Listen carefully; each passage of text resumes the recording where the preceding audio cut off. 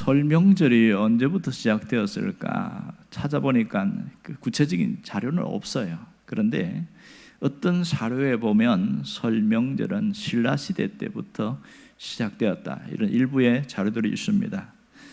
그런데 설 명절이, 근데 우리나라에는 신정이고 구정이 있다 이렇게 나누잖아요. 이게 또 언제 나누어졌는가 봤더니 일제시대 때 그렇게 일본 사람들이 설 명절을 없애기 위해서 구정이라 이렇게 해서 희석시키려고 했던 거라고요. 야, 우리의 문화까지도 말살시키는데 여기까지도 들어했구나 하는 것을 보았습니다. 근데 그 설날 떡국을 왜 먹는지 아세요? 어떤 분은 떡국을 먹으면 나이가 1살 더 먹는다 그렇게 얘기하더라고요. 제가 찾아봤더니 틀린 말이었고요. 그 본래 어른들은 동짓날 팥죽을 먹으면 나이 1살 더 먹는다, 이렇게 팥죽 먹을 때 그 새알처럼 생긴 거 있잖아요. 그걸 먹으면 1살 먹는다 이렇게 취급하더라고요. 떡국은 나이하고 아무 상관없습니다. 그리고 왜 떡국을 먹게 되었을까? 그것은 떡국이 하얗고 국물이 뽀얀 것, 이것에 의미가 있습니다. 그러니까 새롭게 태어난다는 의미를 갖고 있어요. 그러니까 희고 뽀얀 이 떡국을 먹음으로써 묵은 때를 씻어버리고, 모든 지난해의 어떤 정신적인 것, 마음에 있던 때를 씻어버리고 새로운 그림을 그리면서 새로운 각오로 출발하기 위해서 이렇게 써놨어요. 맞는 말이지요. 오늘 떡국 나옵니다. 아주 맛있게 드시기를 바랍니다. 자, 새해는 복의 사람으로 새롭게 태어나라, 이런 얘기죠. 복된 삶을 살아가기를 바라는 그런 마음이 있습니다. 자, 오늘 창세기 49장은 바로 그 복에 대한 것을 이야기하는데, 복의 정수리에 있는 가장 귀한 복이 나옵니다. 특별히 야곱이 12아들들에게 축복하는데 두 아들 유다와 요셉에게는 그 축복의 내용이 상당히 깁니다. 무려 한 5절 정도 되는 건데요, 오늘 우리가 읽은 것은 요셉의 축복을 보고 있습니다. 요셉의 축복은 49장 22절부터 26절까지로 이어지는데 오늘 24절까지 읽었습니다. 자, 여기 보면 요셉에 대해서 축복하는데 채천머리가 뭐냐? 요셉은 샘 곁에 무성한 가지라, 이렇게 시작합니다. 샘 곁에 무성한 가지, 좋은 말 같은데 이게 도대체 무슨 뜻일까? 그런 의문을 갖게 되어지죠. 자, 그러면 이 나무는 어떤 나무일까요?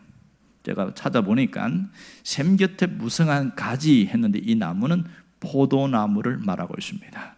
그 포도나무를 이야기를 하고 있는데요, 나무의 가지가 번창해서 거기서 담을 넘어 또 다, 그러니까 자기 울타리 안에만 있지 않고 울타리를 넘어가는 축복을 이야기를 하고 있어요. 굉장하지 않습니까? 담을 넘는 그 축복, 이것을 좀 배경을 알아야 하는데요, 우리나라와 달리 이스라엘은 기후가 그렇게 좋지 못합니다. 우리는 사시사철 물이 끊어지지 않잖아요. 이스라엘은 비가 내리는 때가 딱 계절이 2번밖에 없습니다. 그러니까 이른비하고 늦은비 이렇게 이야기하는데 3월에서 4월, 늦으면 5월 초까지 이렇게 해서 비가 내리고요, 그리고 10월에서 11월, 12월 초까지 비가 내리고, 이게 끝이에요. 제가 한 20몇 년 전에 이스라엘 갔더니 겨울에 갔는데 노랗게 물이 들어있어요. 잔디나 뭐가 다 노랗게 물들어있어요. 야, 진짜 비가 안 온다더니 완전히 그렇구나, 그걸 현장을 봤는데요, 그만큼 물이 귀합니다. 그들은 그 강물이 흘러간 흔적이 있는 강이 있긴 해요. 하지만 우리가 말하는 6월 달에 가면 물이 하나도 없어요. 그리고 1월 달에 가도 물이 하나도 없어요. 왜? 바싹 말랐고요. 근데 비가 한 번 홍수처럼 쏟아지긴 합니다. 억수로 쏟아질 때 있는데, 그럼 진짜 홍수처럼 떠밀려오는데, 문제는 비가 오고 나면 물이 사라져요. 어디로 가냐?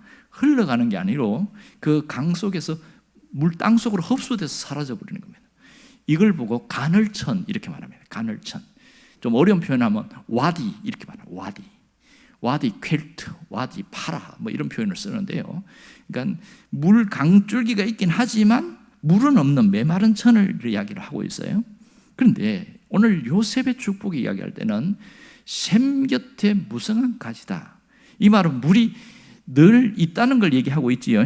샘 곁이니까 거기에는 계속 물이 솟아나고 있는 곳이니까 굉장하다, 이런 뜻이 되겠습니다. 자, 그런데 그 다음 이어지는 내용을 보면 특이한 내용이 나와요. 23절을 보면 활 쏘는 자가 그를 학대하며 적개심을 가르고 그를 쏘았으나, 자, 이걸 보면 결코 복이라고 할 수 없지요. 활 쏘는 자는 뭘 이야기합니까? 괴롭히는 자를 말합니다. 학대하는 자, 이 심각한 것이죠. 이 학대는 그냥 고난당하는 수준이 아니고 육체적인 테러를 당하는 것을 말합니다. 근데 얼마나 힘들겠어요. 그리고 적개심이라는 건 뭐예요? 내면적인 고통이죠. 그 둘사, 활 쏘는 자가 그를 학대하시고 적개심으로 그를 쏘는다. 어마어마한 고통을 당한다. 이게 무슨 복이냐? 그런데요, 23절로 끝나면 복이 될 수가 없겠죠. 그 다음 24절이 있습니다. 뭐라고 이야기하냐면 요셉의 활은 도리어 굳세며 이랬어요. 자, 활 쏘는 자가 있어요. 근데 처음에는 요셉이 약해가지고 맨날 압제당하고 그렇게 학대당하고 그랬어요. 그런데 어느 날부터 역전이 일어나는 거예요. 요셉의 활이 더 굳세어졌다. 그리고 그의 팔이 힘을 얻었다. 이렇게 이야기합니다. 이 엄청난 역전의 드라마가 요셉에게 나타났다. 그런 얘기합니다. 요셉이 받은 복을 보면 22절부터 26절까지는 현재 그가 받은 복과 미래에 받은 복으로 구분되는 것을 봤습니다. 정리하자면 오늘 24절까지 내용은 그 현재에 받은 그 복에 대한 이야기를 하고 있고, 읽지 않은 25절, 26절은 미래에 받을 복을 이야기하고 있습니다. 자, 그러면 현재 받은 복이 뭐냐면 요셉은 하나님이 공급하심의 복을 받았다는 겁니다. 샘 곁에 무성한 가지는 열매를 잘 맺겠지요. 공급하심의 복이 있었어요. 그리고 또 하나는 23절부터 24절까지는 강한 자가 되는 복을 받았다고 할 수 있습니다. 읽지는 않았습니다만은 25절과 26절 보면 거기에서는 하늘의 복과 땅 깊은 샘의 복과 그 다음에 젖먹이의 복과 태의 복이 있다, 이렇게 이야기합니다. 그 말은 뭐냐면 영적인 복과 물질적인 복, 후손의 자손의 복이 이어진다. 이 어마어마한 복이지요. 결국은 요셉의 복은 동서남북으로 복이 물줄기가 흘러가는 것을 볼 수가 있습니다. 어떻게 이게 가능할까, 이런 생각을 참 많이 합니다. 오늘 우리는 요셉이 복 받은 것에만 주목하게 되는데, 여기서 우리 23절에 보면 요셉이 엄청난 고난도 받았다는 것을 잘 알 수가 있지요. 요셉이 받은 고난은 성경을 읽어본 사람들은 이미 잘 알고 있습니다. 만일 이 자리에 있는 분 중에서 요셉이 받은 고난의 10분의 1만 받으면, 그렇게 하면 이 복을 줄게 하면 감당할 사람이 얼마나 있을까 의문점이 듭니다. 엄청난 어려움이 생깁니다. 놀라운 것은 그 고난의 길을 이겨냈다는 것이 중요한 것이죠. 자, 오늘 이 말씀은 하나님이 우리에게 요셉과 같은 복의 사람이 되기를 원한다는 겁니다. 사실 요셉 같은 복의 사람이 되기를 원하지만 현실을 보면 요셉은 긴 시간 동안 고난의 사람이었지 결코 복의 사람은 아니었습니다. 하지만 그가 뒤에 이어진 이야기를 보면 축복의 주인공이 되는 걸 알 수 있습니다. 어떻게 해서 축복의 주인공이 됐을까요? 그것은 하나님이 계셨기 때문입니다. 하나님이 요셉과 함께 계셨기 때문인 것이죠. 놀라운 것은 바로 여기에 있습니다. 오늘 우리가 22절을 잘 주목해 보세요. 샘 곁에 심은 무성한 가지다, 이렇게 이야기합니다. 그럼 여기서 샘은 뭘 이야기할까요? 그냥 표면적으로는 우리가 말하는 큰 우물, 샘 이런 걸 얘기하지만 이것을 복이니까 영적으로는 샘은 뭘 말하냐면 하나님을 말합니다. 하나님 곁에 있던 요셉, 이런 표현이 되겠지요. 그러니까 샘 곁에 가지긴 가지인데 무성한 가지다. 아주 하나님 곁에 있어서 복을 많이 맺어가는 사람이 되었다, 그런 얘기 되죠. 그런데 또 24절 하반절에 보면 이런 얘기를 하고 있죠. 전능자, 이는 야곱의 전능자 이스라엘의 반석인 목자의 손을 힘입었다, 이렇게 말합니다. 보세요. 전능자라는 표현이 나옵니다. 전능자가 뭐죠? 엘샤다이, 하나님이 모든 것을 하시는 분, 그 하나님이 이스라엘의 반석이라고 이야기하는데 그분의 손을 잡아서, 누가 손을 잡았다는 거예요? 요셉이 그 전능자의 손을 잡았기 때문에 이렇게 표현합니다. 자, 그러면 요셉이 왜 이런 복의 사람이 된지 확연하게 들어갑니다. 먼저는 하나님이 요셉과 함께 했기 때문이라는 것은 당연한 건데, 그러면 우리도 함께 하는데 왜 하나님은 요셉 왜 하나님이 되고 우리는 왜 그렇게 안 됩니까? 이런 의문점이 생기잖아요. 무슨 문제가 생기죠?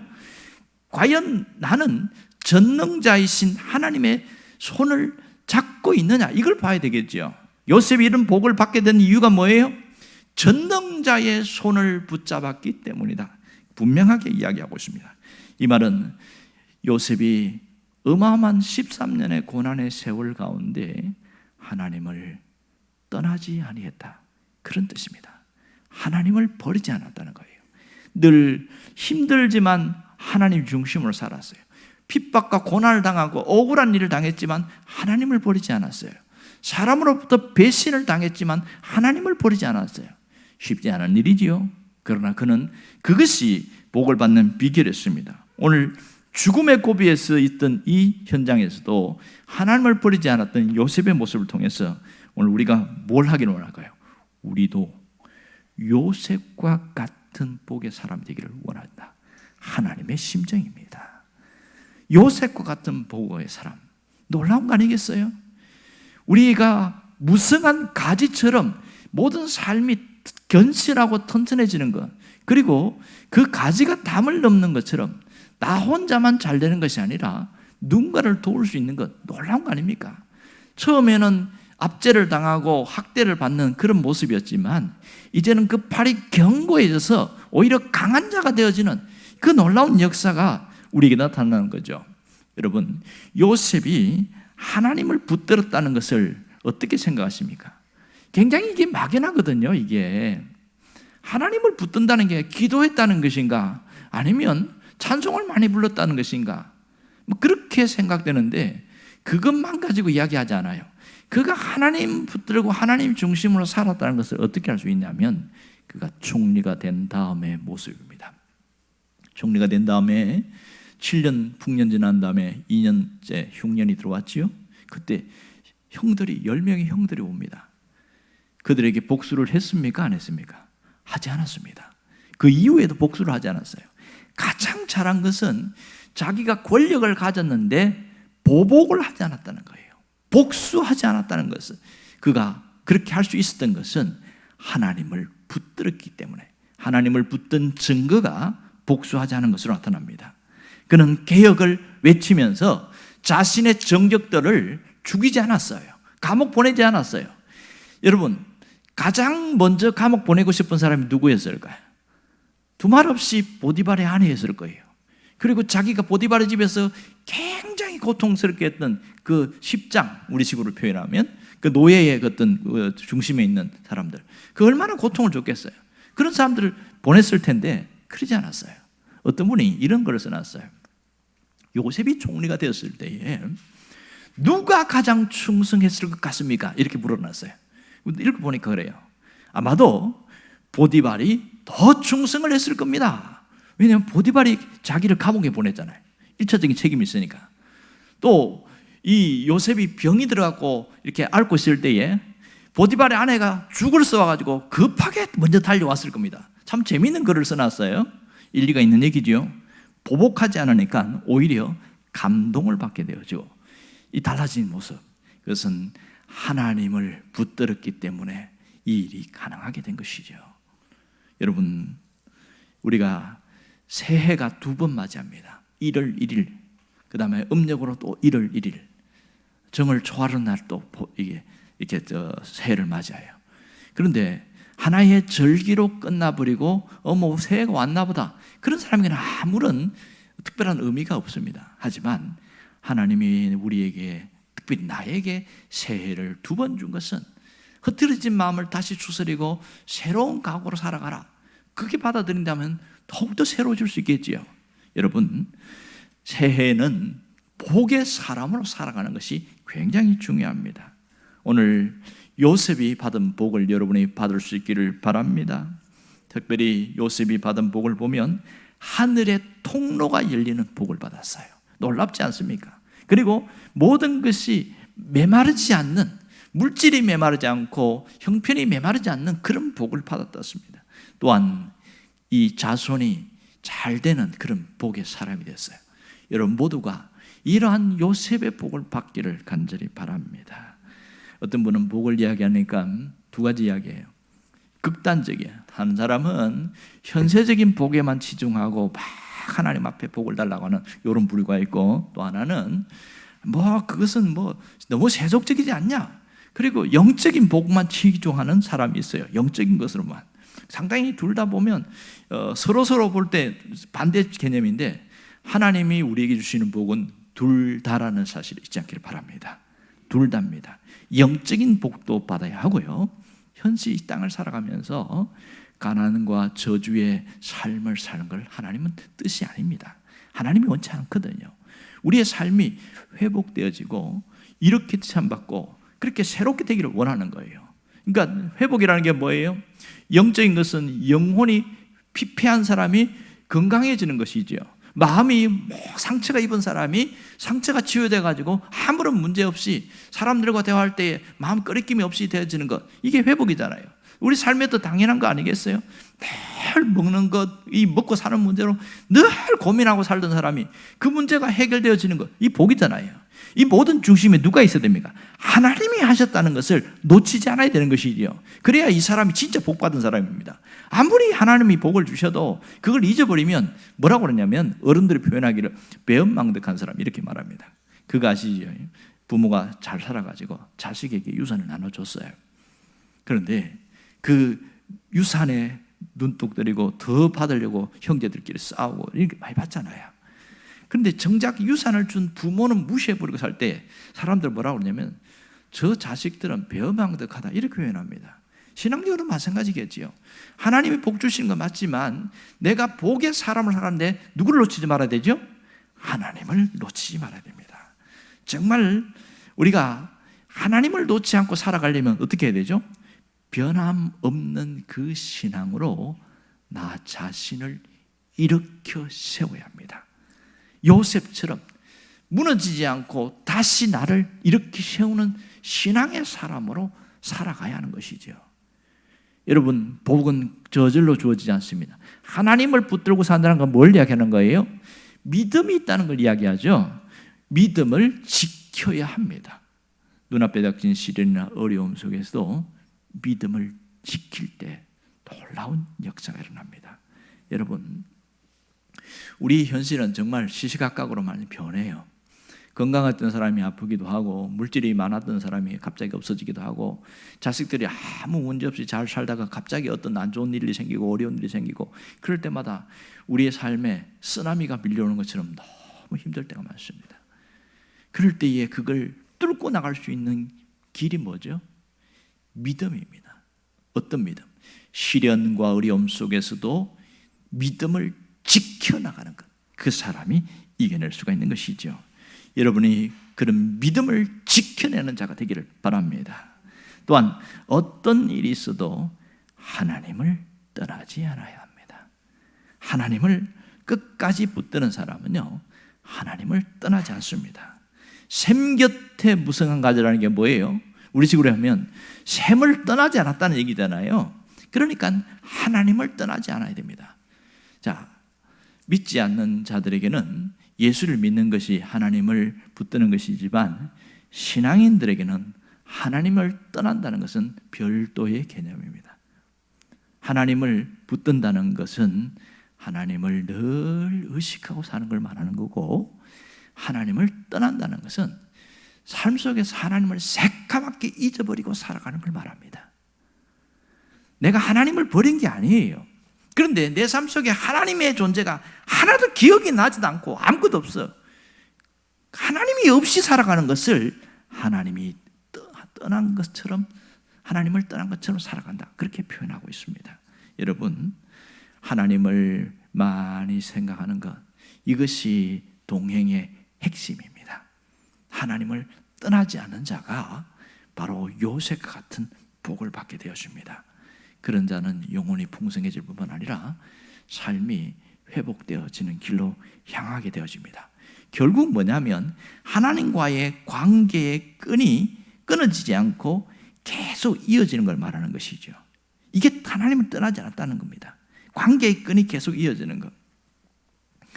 그런 사람들은 지금 시대에도 보면 계속 어렵고 또 어려움에도 이겨내는 사람들을 제가 종종 보았습니다. 특별히 세 번째는 이렇게 요셉의 복을 받는 사람들은 복을 기다릴 줄 알아야 합니다. 기다릴 줄 알아야 돼요. 인내가 필요한 것이죠. 모든 것이 과정에 인내가 있어야 됩니다. 오늘 여기 보면 적게 심으로 활 쏘는 자가 있었어요. 요셉에게는 기나긴 터널, 고난의 터널이 있었어요. 얼마나 길었죠? 13년의 고난이었습니다. 그 시간에 학대의 고통을 받는 시간도 있었어요. 하지만 그는 견뎌냈습니다. 가장 어려운 게 뭔지 아세요? 외적으로 당하는 고난도 힘들지만, 근데 신체적으로 당하는 어려움도 있지만 가장 힘든 건요, 사람 때문에 당하는 고통입니다. 그것도 배신의 고통은 이루 말할 수 없습니다. 아마도 요셉이 총리로 등극하기 2년 전에 진짜 쓰라린 배신의 고통을 당했는데, 술관원장이 자신을 꺼내줄 것이라고 그렇게 철석까지 약속했는데 새카맣게 잊어버렸어요.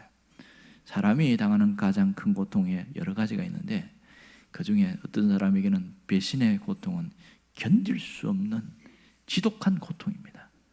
그러나 요셉이 처음에는 힘들었겠지만 잘 버텨냈고 이겨냈다는 것을 알 수 있습니다. 뭘 통해 알 수 있어요? 그가 총리가 된 것은 우연이 아니겠지요.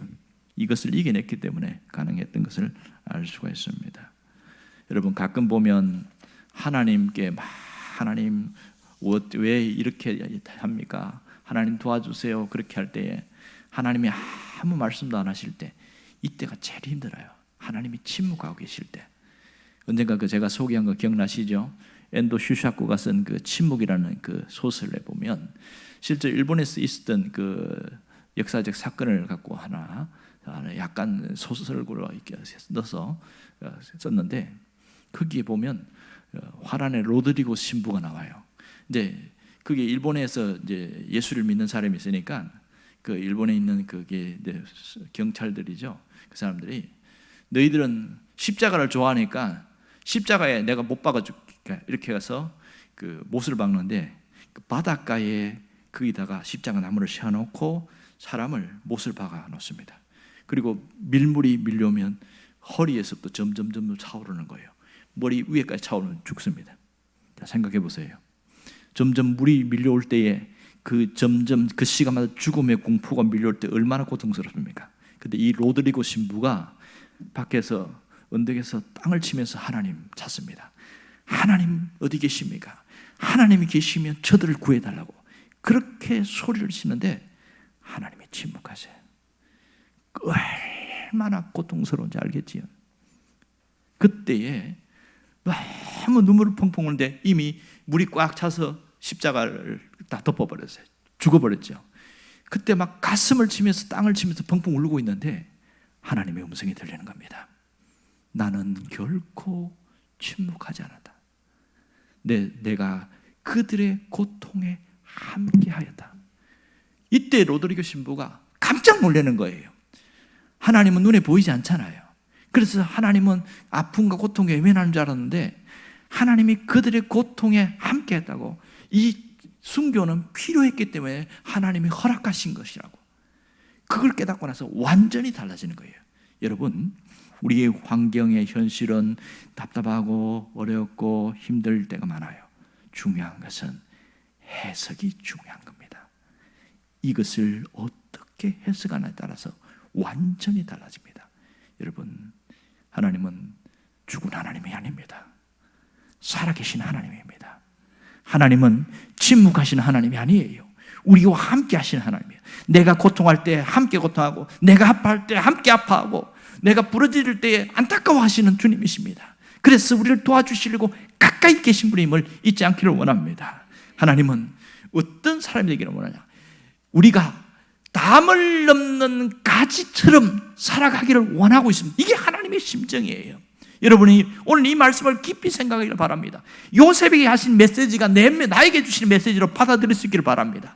요셉은 샘 곁에 가지, 무성한 가지라, 이것을 붙들고 내가 하나님 곁에 붙어 있기만 하면 나도 무성한 가지가 되고 그 가지가 담을 넘을 수 있겠구나. 담을 넘는다는 게 무슨 뜻이에요?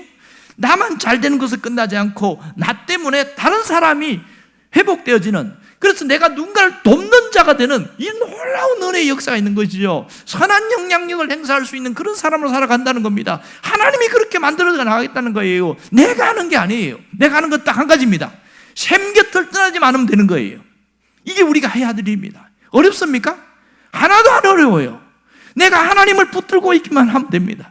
그러면 하나님이 역사하시는 것이죠. 그렇다면 오늘 우리가 무슨 마음을 가져야 됩니까? 여러분, 요셉의 복을 사모할 수 있기를 바랍니다.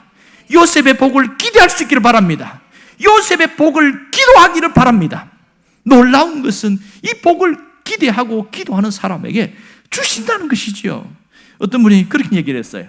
하나님과 관계가 회복되면 인간관계도 회복되어지고 물질관계도 회복된다, 이러면서 이것은 뭐라고 비유했냐면 이게 형통의 원리인데 그걸 삼통이다, 이렇게 써놨어요. 기가 막히죠? 삼통이 뭐예요? 신통, 인통, 물통이다, 이렇게 이야기했습니다. 신통은 하나님과의 관계가 회복돼서 통하는 걸 이야기하고 소통되는 것이고, 인통은 사랑과 막힌 것이 다 뚫어지는 소통의 관계를 이야기하고, 물통은 물질이 소통되는, 내게 물질이 흘러들어오는 그것을 얘기한다. 여러분이 삼통의 복을 받을 수 있기를 바랍니다. 샘 곁에 무성한 가지라는 것은 바로 그런 복인 것이죠. 거기서 멈추지 않고 담을 넘어도다, 누군가를 돕는 선한 영향력을 행사하는 그런 사람을 하나님 우리 세우기를 원한다는 겁니다. 그러므로 이번 한 주간 내내 하나님이 나를 담 곁에 무성한 가지, 담을 넘는 그런 가지로, 샘 곁에서 무성한 가지로 세우신다, 그걸 붙들고 살아갈 수 있기를 주의 이름으로 축원합니다. 기도하겠습니다.